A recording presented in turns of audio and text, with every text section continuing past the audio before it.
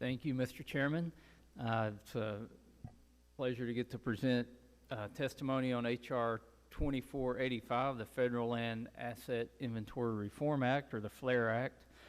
I would first like to recognize and thank my colleague from Wisconsin, Mr. Kine, for introducing this sound bipartisan legislation. And Mr. Chairman, I would like to point out, if this bill were passed and signed into law, it would be the Westerman Act. So not a bad name to have in front of your name. Yeah, very kind.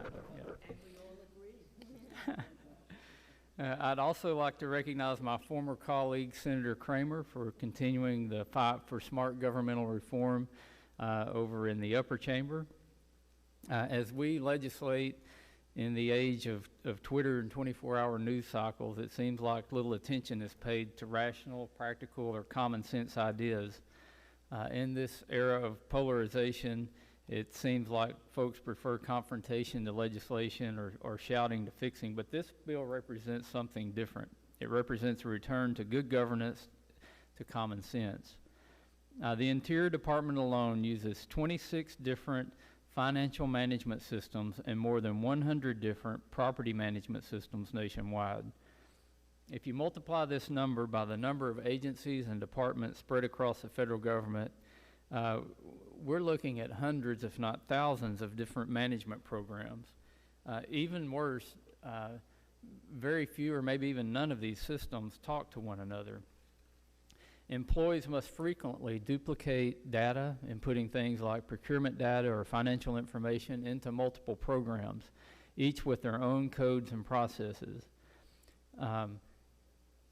The GAO estimates that the federal government wastes $2 billion a year on unneeded federal property. As we work on this committee to address issues like maintenance backlog and other things where we would like to have more funds to make our public lands better, and if there's $2 billion of wasted money just on data duplication, that seems like it would be a really worthwhile thing to tackle. And this statistic, it only covers federal buildings because GSA doesn't survey federal land. And get this, the most recent official Interior report on lands suitable for disposal was from 1997, 22 years ago. It's plain and simple.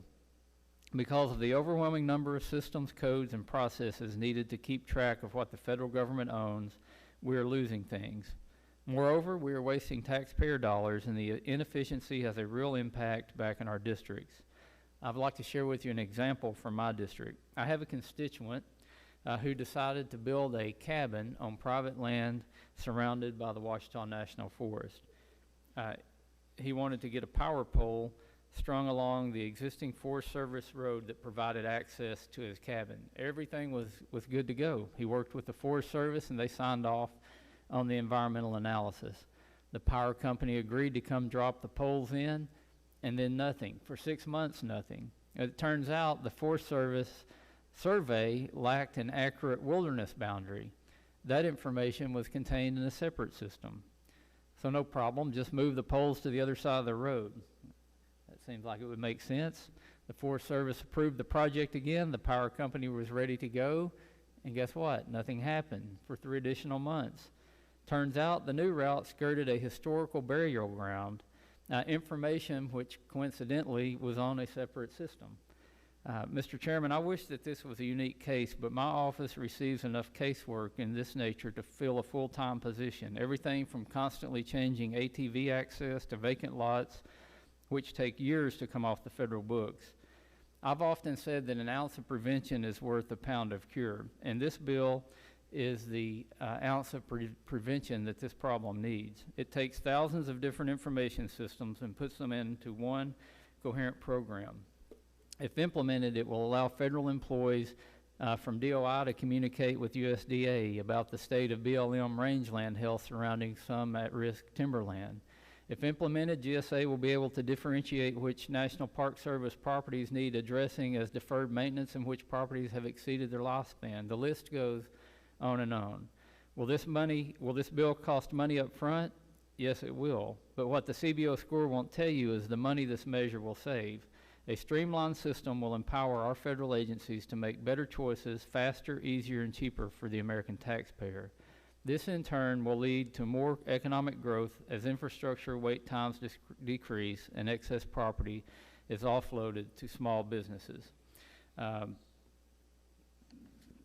We need bills like the Federal Lands Asset Inventory Reform Bill that take common sense approaches to little problems and do it in a bipartisan way.